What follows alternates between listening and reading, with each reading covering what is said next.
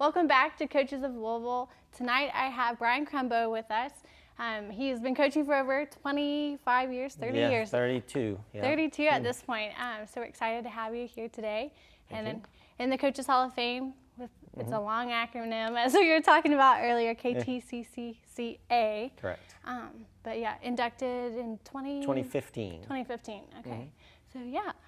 So we'll start off with just tell us a little bit about yourself and how you got into coaching, or just actually back up a little bit how you got into running. Well, I've been running since I was in the 4th grade. Back then, nowadays the elementaries, they have their practices after school and everything like that. We used to run at recess. During the 4th, it was like a mile. We'd go out of recess and we'd run around the school for a mile, and that was our practice. And so then we go to meets and things like that. So it really wasn't much. Until I got to middle school, and I got to what we call junior high, 7th grade, and then I really kind of got into running and ran all through high school and college at Georgia Tech, and then just kind of been on my own since. I've probably retired from running like 5 times over the years, because you're like, oh, I'm done. I don't want to race anymore, things like that. But then you get the itch and you start doing it again. Right. So yeah, I've been doing it for, I guess, close to, I just turned 55, so close to 50 years now.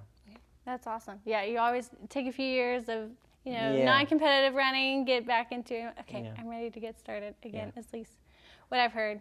And still true. You get done with college and sometimes you're done, ready Absolutely. for a little bit of a break. I was done, and I tried to take up biking. I tried to take up cycling, and I just found out that, one, you have to have a place to do it, and 2, it just takes so much time to do cycling for me.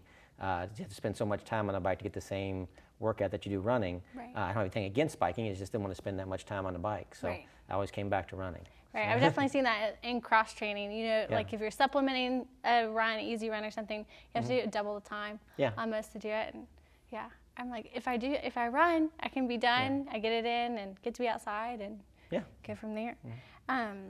But so you ran in high school, you ran at Georgia Tech. What made you want to start, get into coaching? Well, I didn't really know that I wanted to get into coaching, but I felt that I missed the team. I missed that atmosphere, the team atmosphere of a running team and things like that. And I actually kind of fell into it by accident. I was running with the Bluegrass Runners Running Club in Lexington, and the lady that at the time was the coach at Western Hills High School in Frankfort was there as well, and she told me that she was going to have to leave her coaching position, and I thought about it, and so then I applied for it, and probably the only reason I got the job was because I was the only one who applied. So there it was, and I had no experience coaching. I really, I knew how I'd trained, but I never paid attention to how our girls trained or how the women really trained in college, because I was just running. So I had a lot to learn, but you learn on the job pretty quickly, like you do with any job, and so that that's how I got it. I kind of fell into it, and I tried to leave a couple of times, but then I always ended up coming back to it. So. Yeah, that's what I've heard, like different times with family or whatever. I know Sean, ran for you at one point, one of our employees, and so. It is when family changes come, you're like, well, can I still do this? And we lose a lot of young coaches that way. They start having families, or it's hard for a job to accommodate the school schedule in terms of practice times and things like that. And so. We lose a lot of young coaches when they start having their own kids. They want to go to their own kids' sporting events and help out at home and things like that.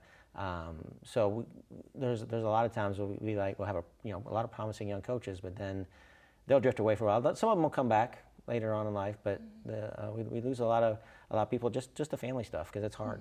Right, for sure. A lot of schedules to juggle, and cross country is not as bad as track. Track is a time eater. It is, especially if you're a head track coach. It is really a time-consuming job. Cross country, everybody's kind of going the same direction, and everybody can do the same workout at the same time and everything, and so it's a little bit less time-consuming. But track, especially like I said, if you're the head coach. The problem with being head track coach is that you always end up coaching things that you're not really supposed to be coaching. Right. For example, me coaching throwers. Right. It's been done, but it's not ideal, right? Right. So, and you are the head coach. For, I am now, yes. Okay. For just the women? Just the women, okay. yes. And that was, yeah, it's been off and on, head track coach, assistant track coach over the years. I've kind of done it when I've needed to. But because I have my own family and everything, I didn't want to spend that much time in it at times over the years. So I've backed off and come back and things like that. So. Sure. Well, I have to ask, you do cross country and track. Which do you prefer as an athlete and now as a coach? I didn't learn to really love track until I got to college. I was like most cross country runners in high school. I kind of ran track for spring conditioning and I liked track and I liked racing and everything, but it was always more cross country focused. When I got to college, track became sort of this separate thing, and actually the emphasis in college is more on track than it is on cross country. So because you run 2 seasons, you run indoor and outdoor, and at that time anyway in Division I, we didn't have such thing as a cross country scholarship. It was all, you had a track scholarship and you ran cross country. That's when I really learned. When I got into doing 5K, 10K in college and really learning how to do track workouts, and that's when I learned to really appreciate it and really love the track. They're so very different. It's hard to say which one you like the most. I love the symmetry of the track and the pacing on the track and things like that. Cross country is just, time goes out the window during the race and it's just like, let's beat everybody we can, and it's more competition. So they each have their own strengths. So I can't really say that like more than one than the other, but now that I've over the years I've learned a lot more, and I've gotten more into sprinters as well, to coaching some sprinters along the way, and that's really enjoyable because that's different, right, than what I'm used to, and it's a whole different mindset. So there's a lot more going on there. So yeah, there's a lot of individual. I mean, even from field events to other things too. Right. Like there's so many different things to watch. Where cross country, it's great, but like you said, time goes out the window because you're at a different course every single week. Right. Unless you run at the same course later on in the season, you can't really compare times because the courses are so different. Right. I mean, I was just looking at mile split yesterday at the quote unquote rankings, because they're all done by time, by season best. But a lot of that depends on where you've run. And some of the teams that are ranked above us, we've beaten head to head, and a couple of teams ranked behind us have beaten us. And so it's just a matter of where you are on the day. Right. For sure. Going back to that first, team that you coached, what were some of the biggest things you learned in that first, time being a coach? Well, at the time, the biggest thing I learned the first year was that I needed to be there every day, because I lived in Lexington and Western Hills High School was in Frankfort, so it was a half-hour drive to practice. So what I attempted to do starting out was to go down on their workout days and then just give them a run to do on their own on the easy days. Well, they're high school kids, right? So there wasn't a whole lot of running getting done when I wasn't there. So I learned pretty quickly that I needed to be more involved on a daily basis. At 23 years old, you're kind of like, well, everybody's got the same mindset that I do, and I would have run on my own, so I don't know why they wouldn't. And right. So that was the biggest thing that I discovered right away, is that I really needed to be more hands-on on a daily basis with the kids. Yeah, no, that makes a lot of sense. And then going into it, you've coached high school pretty much your whole career. What has either kept you there, or what do you like so much about the high school level? I like to see the progress. A lot of the kids are just learning to run, and you see that their progress from when they're freshmen up through when they're seniors. College, I have never done college coaching, but from my experience in college on the team, I think that would be much different. You're getting into more recruiting, and it's more business-like. There's advantages to that too, because everybody that's there is there to do their job and to run and everything. In high school, you've got the social group, and you've got the really hard workers, and you got people in between, and you kind of blend those things. But it seems like I like the enthusiasm, the family togetherness of high school cross country. Right. Yeah, it is really cool to see, from freshman year to senior year, how the team changes, and as new people come in, and just the growth. And it does. It changes, and it's different for boys teams and girls teams. I've coached both over the years. Boys progression tends to be a little bit more linear.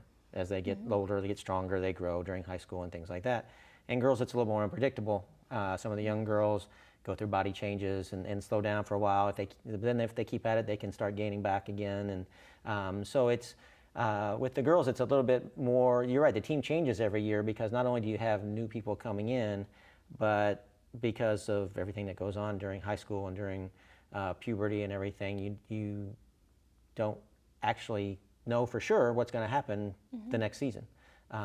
So that's, you hope that everybody can keep progressing, but there's always going to be setbacks. Right. How do you keep those girls engaged? Maybe they came in, freshman year, like one at the top in the state, but then, have a couple off years or seasons, but like you said, can continue to get better. It can be very discouraging for them. It can be very discouraging for them. And, but you, first of all, you have to be honest. You can't ignore it, right? You can't just say, well, you're not as fast as you used to be, or it's going to come back or something like that. You have to actually say, okay, this is what's going on, or we think this is what's going on. You're not a little girl anymore. You're turning into a woman, which is all healthy and good and as designed. Okay, but it's not necessarily conducive to the type of running that you used to do, because you used to be just legs and lungs, and now you're a young woman, and so you have to understand that, and you have to think, okay, well, what is going to help me get back to where I was? Well, the answer is usually strength, leg strength, right? Because you've gained body mass, you've gained body fat, which is all natural and good. Not that they're fat or anything, but that's a natural thing that happens, and so you need more leg strength to kind of propel the same body mass, and you get used to that sort of thing as time goes on, and it can be very discouraging. And a lot of people quit. I've had people quit. It's just no fun for me anymore because they're not winning races like they used to and things like that. And that's one of the reasons that we have. As you know, we have a great middle school team out of North Oldham, and we could use, our 7th and 8th graders on the varsity team. But I've always decided not to do that because I want them to be in middle school and enjoy that while they're there. And I don't want to put, I could bring them up to high school and maybe they're going to be top 10 in the state as a 7th or 8th grader. Then what happens when they're not, when they're a sophomore? Right. And so I just kind of let the girls develop at their own rate and let them enjoy winning trophies and things like that in middle school. And when they get to high school, then we'll treat them as high schoolers. Right. No, I like that a lot because then there's not the added pressure onto them too as they switch over to high school. They're like, well, I've already been winning this, so now I'm known in the high school realm, but then I'm not at the same stage that I was as you change over time. Takes a little bit of that off. They're not it's not necessarily the pressure to perform as it is as they go through those changes, as almost everybody does. It's not, okay, well, what happened to you or something like that. No, that's true. Yeah, for sure. Well, and you are at North Oldham, and so you've been coaching the girls team there for how long? This is my 8th year. 8th year, okay. What are some of the changes that you've made with it? What are some things that you've learned now that you've coached? You've coached, guys and girls. You've coached several different teams. I was reading earlier. You've coached quite a few different teams throughout Louisville, which is awesome. Between here and Ohio, I've coached 6 different schools. And we have changed things over the years. I grew up in the 80s, so I'm a mileage guy. Everybody from the 80s is a mileage guy, right? That's what my dad always talks about too. And we ran 80 miles a week, 85 miles a week when I was in high school. That was, I don't know, I actually don't know what the women were doing because, like I said, I didn't pay attention, right? But they were running a lot of miles too. And so when I got to, that's how I coached whenever I got to, when I started coaching. And over the years, I still am in favor of a heavy volume, but we kind of temper that. We've learned to incorporate more speed over the years because it's just, the mentality used to be, okay, let's just volume, and then we'll get our speed in the last 3 weeks of the season. And we kind of found out over the years that it doesn't work like that. You have to cultivate everything all the time, just in different proportions. Sure. So we've kind of gone to, okay, we do some combo workouts. We'll get our volume, and then we'll do some speed at the end, and things like that. And I've also started putting a much more premium on keeping people healthy. Okay. Because my girls have heard me say, the great workout doesn't do you any good if you can't go to the starting line. Right? We had a long workout yesterday. We did 20 by 400. It was our challenge workout. And I told them, I want to challenge you, but I don't want to hurt you. Because finishing 2400s is great today, but if you can't go to the starting line on Friday at the Meet of Champions, that doesn't do us any good. So we want to keep them healthy, especially this time of year. You got to push at times. right? But you have to be reasonable, and I've noticed over the years we have a lot more shin issues now than we used to, it seems like. I don't know if that's because of pavement or whether kids aren't as active when they're young. There's a lot of theories about that, but I see a lot of shin issues and hip issues is what I see a lot of. So we're trying to keep them healthy, and that's really more of a focus, much more of a focus now than it used to be when I was younger. I was just like, well, let's just push through it. You can run through that. I ran through everything. You can run through that. And that's a big change in focus. Yeah, for sure. I've definitely, being in here, seen a lot more, shin issues and all of that too. But I do wonder if it's pavement or going to concrete, if you end up running on the sidewalk instead of on the road or something like that, makes it harder. So we're trying to get to a softer surface when possible. Is always We've been nice. trying this year. I've kept them almost exclusively on the grass. We've done a few track workouts and we've done a couple of road workouts, but almost everything we've done has been on the grass this year. And knock on wood, we're pretty healthy right now. So that's awesome. Hopefully that's going to continue. Yeah, and you'll have a great, nature preserve with Creasy We do. Mayhan there, which is. I have to say that it's a great place. It's a great place. It's a beautiful place to run. By the end of cross country season, we're getting a little tired of it because there's only so many trails you can run, right? Right. And so we're doing laps and we're running everything, and it's a great place to run. But being out in it's one of the things out in Goshen is at North Oldham, there's not a lot of other places for us to go. None of the roads have sidewalks. You can't run on US 42. 1793 is a nightmare with people speeding and stuff. So we're pretty limited to what we can do unless we drive somewhere. And especially this year's team, I have one senior and just a few juniors. We don't have very many drivers. Right. So we haven't been able to come into Sawyer Park or some of the other things that we'd like to do after school because I can't ask parents to come over and drive them, and we don't have enough drivers to get them there. So we're pretty much at Creasy this year. The girls haven't complained about it, but it's just by the end of the season, we're ready to do something else. Right. Well, the good thing with regionals being at Creasy, at least you have, that home court advantage. You should know all the nooks and crannies. The thing is, it's funny because we've never really, we haven't really run well at Rumble. I think that's because the girls get into other stuff that weekend is our home meet and everything. But we've had the regional out there before, and we never had a great race out there. And that may be partly because we don't put a ton of emphasis on the regional meet because we generally know that we're going to qualify anyway. So we'd like to win the regional, but our focus is on the state meet. For sure. So, and the other thing is that until this year, regional has always been at the end of our fall break. So that has been.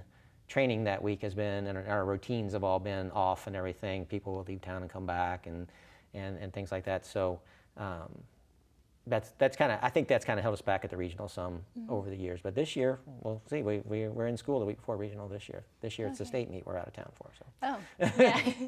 Might not be good, but we I'm hope. Sure everyone will be focused and ready for state as well as I did the state week, there's not a lot to do. Right. You're just wasting time until the race. Right, exactly. Yeah, there's nothing you can do to prep for. Right. You're either ready or you're not. So, well, speaking of Creasy Mayhan, and you all host Rumble Through the Jungle, one that I have always enjoyed when I was running in middle school, running in high school. But what's it take? You put on that meet. It's an awesome meet. There's a lot of kids.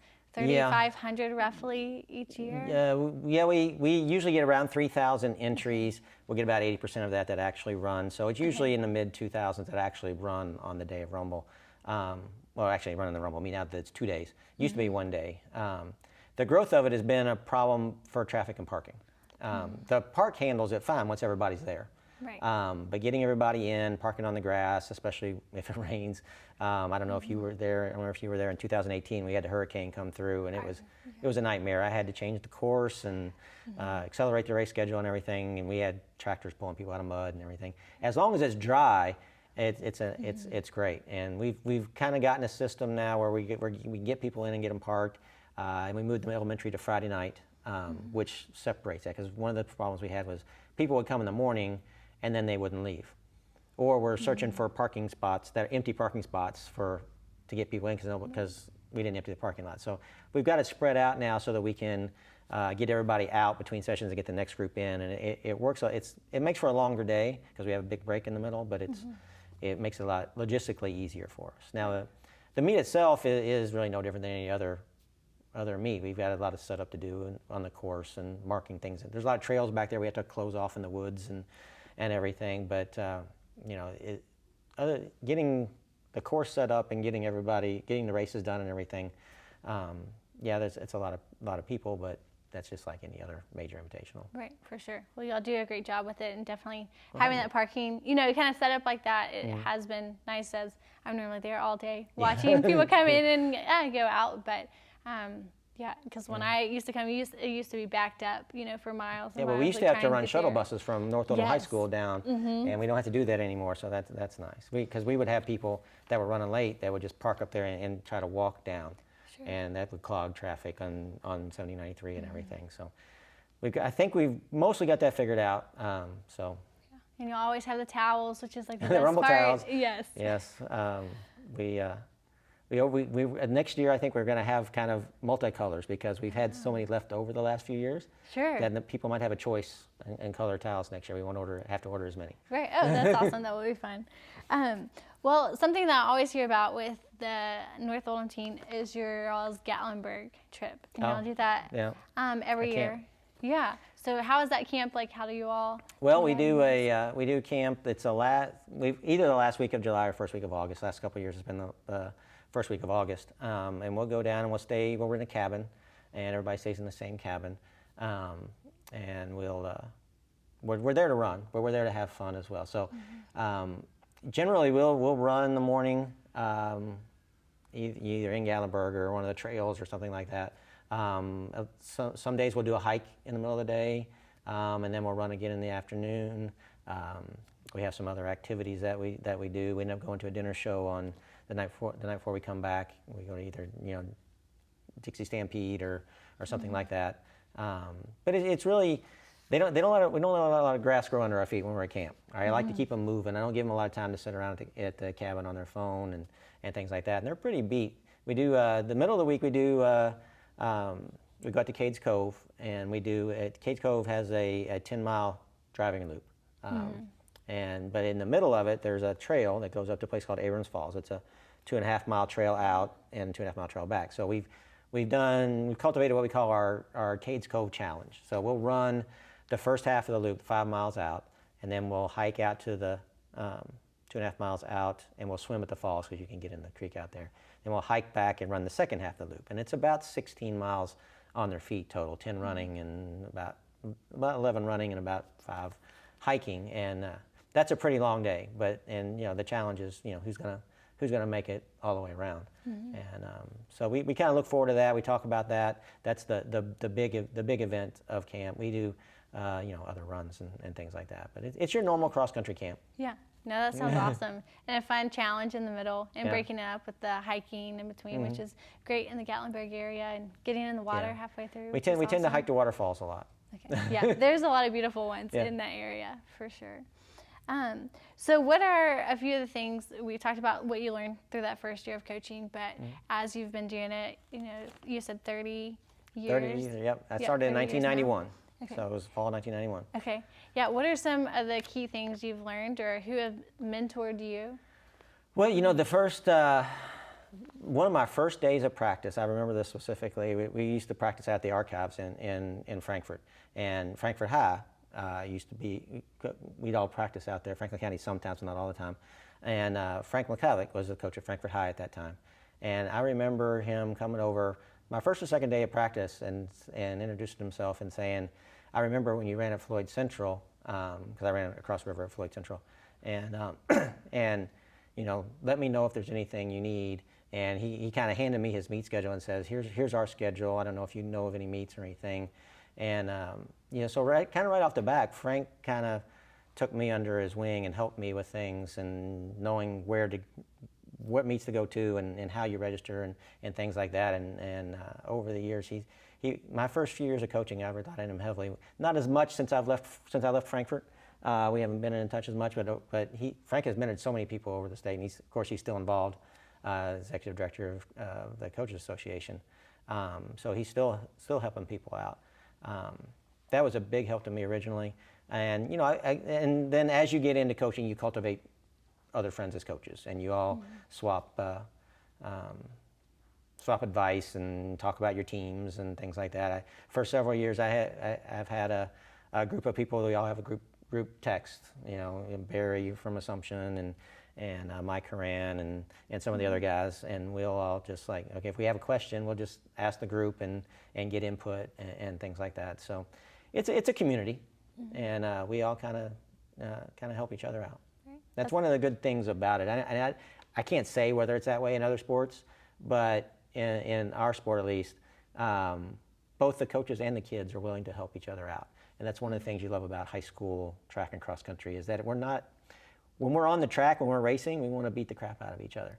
Okay? And I want to beat that person. But when the race is over, we're all friends again. Mm-hmm. For sure. That is the beauty of running, I think, for sure. Because even as you get done and you're, racing later on, or just that community of running, like you're all hurting the same different things, but you have that community of people around. Obviously, you want to beat them still at different races, but having those people to run in and day out, and just everyone goes through different things at different times, but everyone's willing to kind of help you out and get through it. What's some advice you would give someone that is brand new to coaching or getting into it, thinking about getting into it? Well, find a mentor and ask plenty of questions. That's the first thing, like we just talked about. But also try to find a way to do it so that you're not sacrificing family life and things like that. Because once you get into it, it can kind of get in your blood, and you kind of get into it and you feel like, oh, I've got to be there all the time, I've got to do everything. Find a couple of good assistant coaches, or at least people that can give you some time, right? So you can split the load. Find help is the main thing, and then be yourself and stick to what you know, right? At least starting out, right? Don't try. You got to be genuine. High school kids can smell BS a mile away, and so if you don't know something, you say you don't know, and they're like, oh, okay, we'll figure it out. And the best thing to say is, I don't know, but I can find out, or we're going to figure this out together. Just be genuine and be honest. And the key, there's a lot of different training programs out there, and a lot of them work. You have to find the one that you believe in, and then the key is getting the kids to believe in it too. So because the biggest thing for a high school runner, in my opinion, the biggest factor for a high school runner is confidence. If they believe in what they're doing and they're confident runners, I'll take that team over a more talented team, a slightly more talented team, because talent wins at the end of the day. Right. But given equal talent, I'll take the team that is confident and believes in what they're doing every day. So that's the key. What you get, everybody can write workouts, but what you get out of the workouts is the key. Right, for sure. With that, what are one of your favorite workouts, or one that you're when I was growing up, my favorite workouts were always 400 repeats and mile repeats were my two favorite workouts, and we do a lot of those. We'll do 3 or 4 by a mile for the girls. Like I said, yesterday was our biggest workout of the season. We did 20 by 400 yesterday, which we don't always do that. We start out with 8, or we'll do 12, and there's a lot of different things you can do with that based on how much rest you're taking, what your volume is, how much rest you're taking, and you can take a 400 workout and make 15 different workouts out of it. Right. Miles are a little less that way, but I like that because it simulates the race a lot more. You're running longer, but we also do some combo workouts. I like ladders a lot. I'm fairly basic when it comes to my workouts.